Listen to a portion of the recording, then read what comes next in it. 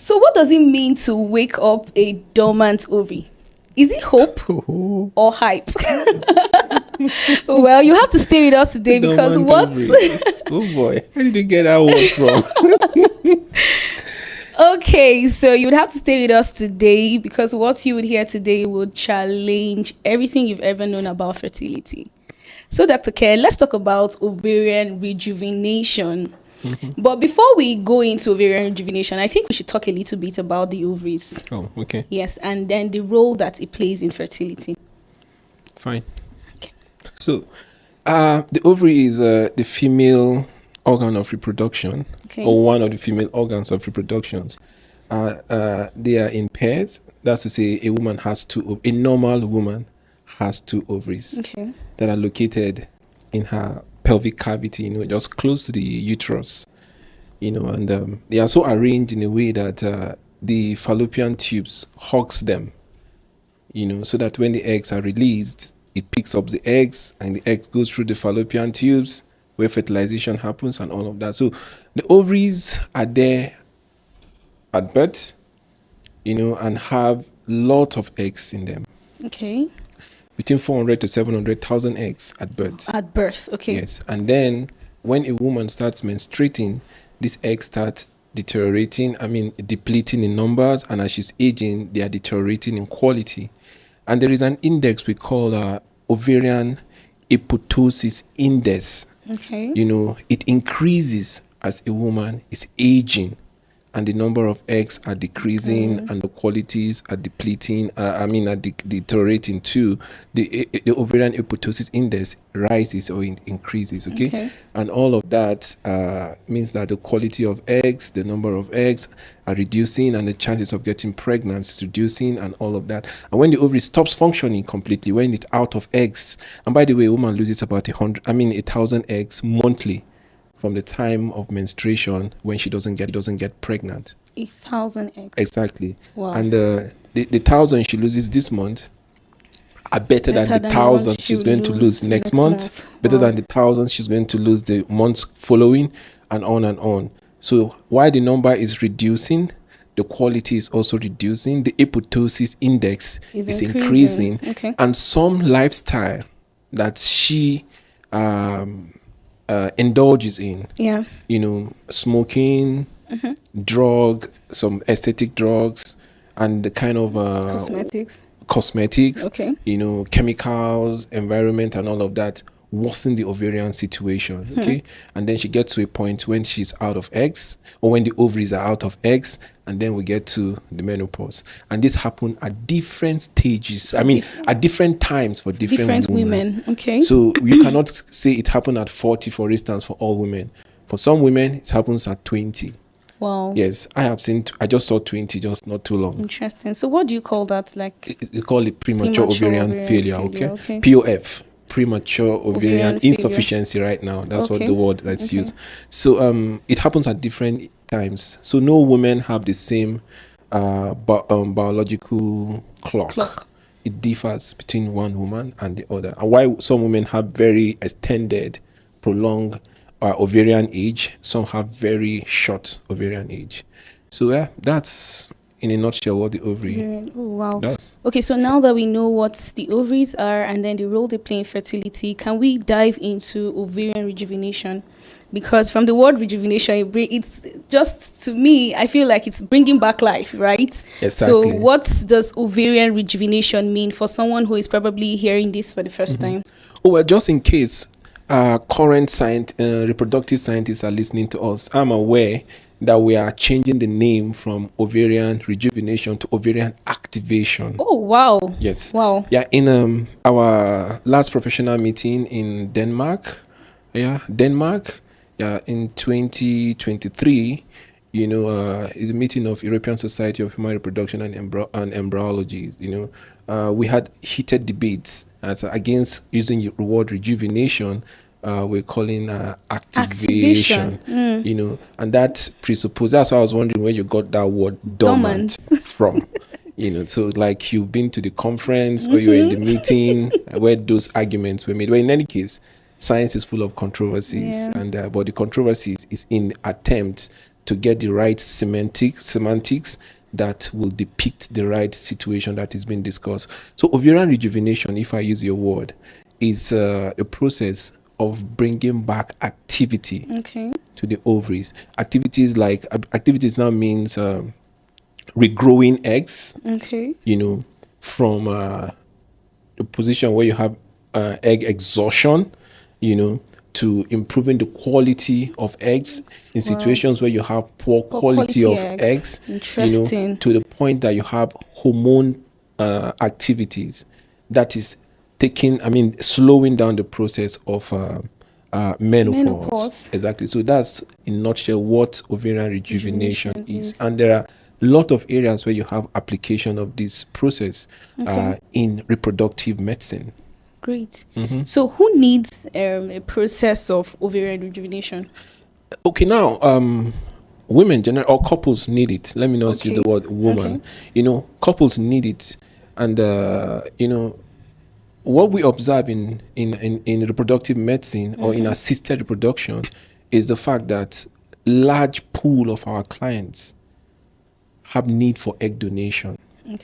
And some of the clients come from a cultural background or religious background where egg donation is not acceptable, or even their own personal feelings, doesn't accept egg donation.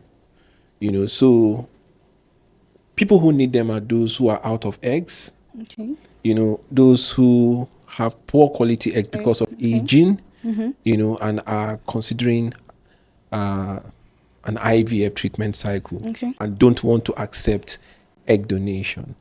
So it's an option that they can utilize to improve on their chances of using their eggs to achieve pregnancy.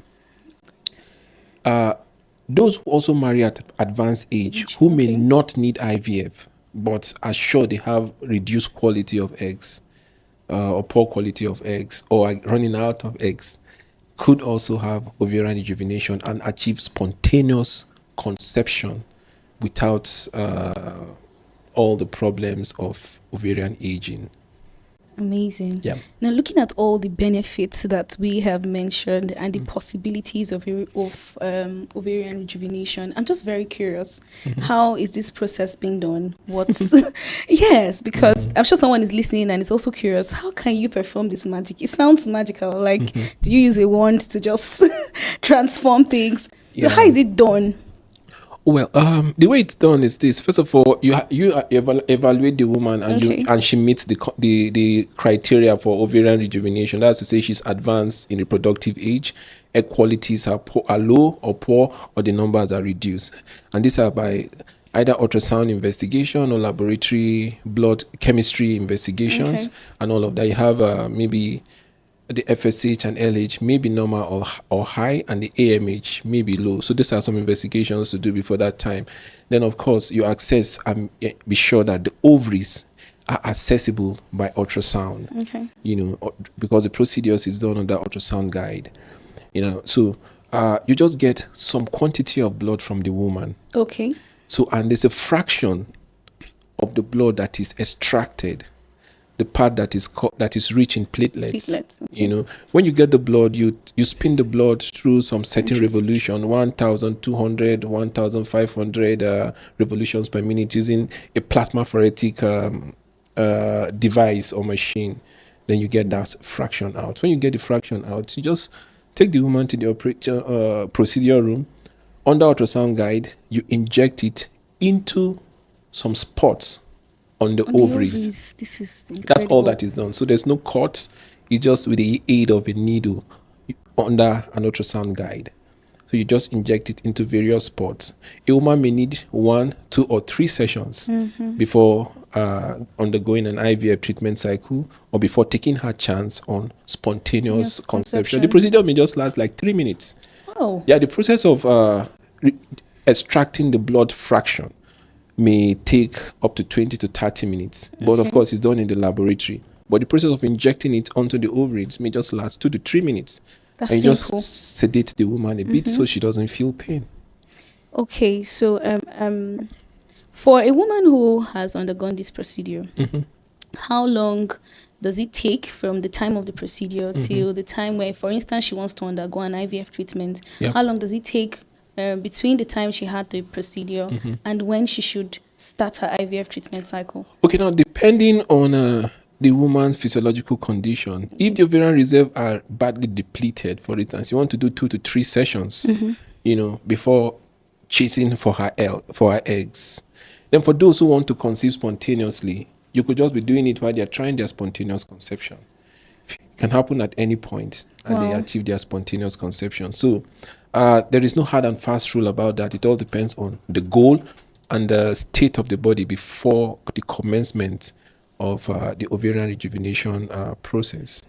Well, in this part of the world, I think we started it quite a long time ago. Okay. And then we've had interesting stories to tell about it. Wow. We've seen women with young ladies in their late 20s with premature ovarian failure who have had that and have delivered babies in Nigeria and outside the countries through our intervention, okay? And sometimes we add other additives to them, like colony stimulating growth factors could be added to them. Even a follicle stimulating hormone could be added to them. Sometimes growth factors could be added to the PRP, this platelet rich plasma that is produced that's extracted from the blood. It all depends on what you're dealing with and what is accessible to the woman. And you could do all of this to just make her try to achieve pregnancy using her own eggs, because I don't know, for some weird reason, women are so attached and sentimental to using their own eggs, right? Okay, so for most women, safety is usually the concern. Oh yeah. So can you say that this procedure is a safe procedure? Yes, it is extremely safe. Very safe. 100% safe. Oh well, no side I can't effects. use the word 100% safe because this is a medical procedure, and even when you think everything is fine, something can just go wrong, but it is one of the safest procedures in medicine, because all that goes through the woman is a needle, just like giving a little child an intramuscular injection, but this time the needle is going through the vaginal wall, piercing through the peritoneum, the covering of the pelvis, the peritoneum, that has little irritations, maybe pain and because of sensitivity. But you block the pains with your pain blocks and your sedation. So there are no side effects. So if there are side effects, I see maybe a little pain afterwards. Okay. Yeah. So it's pretty safe, very safe. Like the sound of like that. in scale of 10 over in scale 1 of to 10. 1 to 10, 10 over 10. 10 over 10. Yeah. Wow. Okay, so sir, just for some women with some ovarian reserve, right? Is there a chance that this rejuvenation could accidentally overstimulate the ovaries? No, it's not likely.